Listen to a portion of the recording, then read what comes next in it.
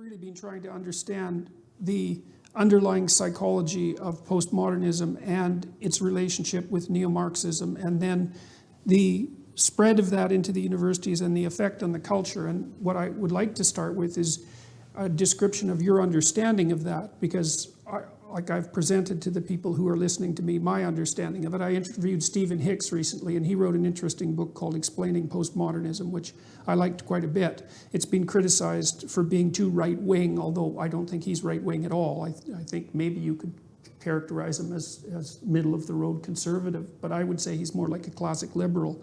But I'm really curious about your views about, what postmodernism is, first of all. I know you've identified it with the general tricksters, Derrida and Lacan and Foucault in particular you've talked about, but I'd like to know what you think about postmodernism and also why you think it's been so attractive to people. Well, my explanation is that there is no authentic 1960s point of view in any of the elite universities, okay? But rather, the most liberated minds of my generation of the 1960s did not go on to graduate school. I witnessed this with my own eyes. I saw genuine Marxists, okay, at my college, which was the State University of New York at Binghamton, upstate New York, Harper College, which had a huge cohort of very radical downstate New York Jews, okay, who, in fact, the Harper used to be called Berkeley East. So I saw genuine, passionate Marxists with my own eyes. They were not word choppers. They were not snide postmodernists, okay? They were in-your-face aggressive. They used the language of the people. They had a populist energy, okay? They dressed working class. They were non-materialistic, okay? These are people who lived by their own convictions. They were against the graduate schools. When I went on to graduate school and it became known that I was going to go to Yale, I was confronted by a leader of the radicals on campus in broad daylight in front of everyone, who denounced me for, he said, grad school is not where it's happening. You don't do that. If you have to go to graduate school, you should go to Buffalo. Now, I had applied to SUNY Buffalo because the great leftist critic Leslie Fiedler was there, who had a huge impact on me. He created identity politics, but without its present distortions. Right? And Norman Holland, the psychoanalytic critic, was there. I would have been very happy to have gone on to Buffalo, but I needed the library at Yale, so I continued on to Yale.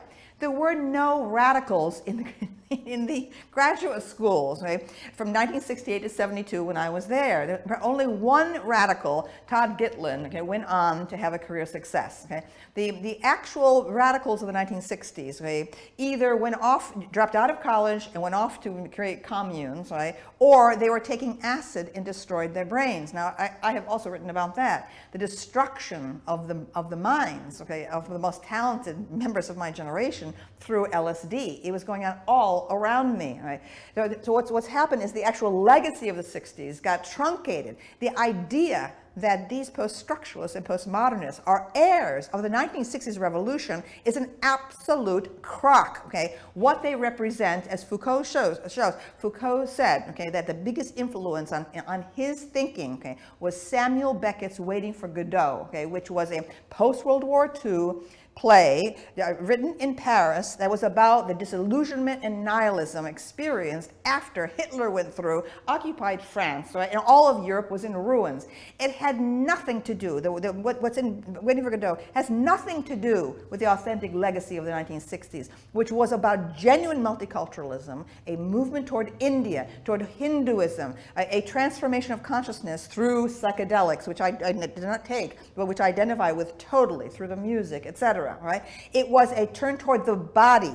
It was a turn towards sensory experience, okay, not this word chopping thing and this like cynical removal from actual experience, right? That French import, okay, came in, okay, to the graduate schools. It did not affect any genuine 1960s person. The real 1960s revolution was about Jung. It was about a way of seeing the cosmos in mythological terms, right? And the Jungian contribution went on into the New Age movement of the 1970s, aside from the universities. Right? So who took over the universities were these careerists. Okay? I saw them with my own eyes. I saw what happened.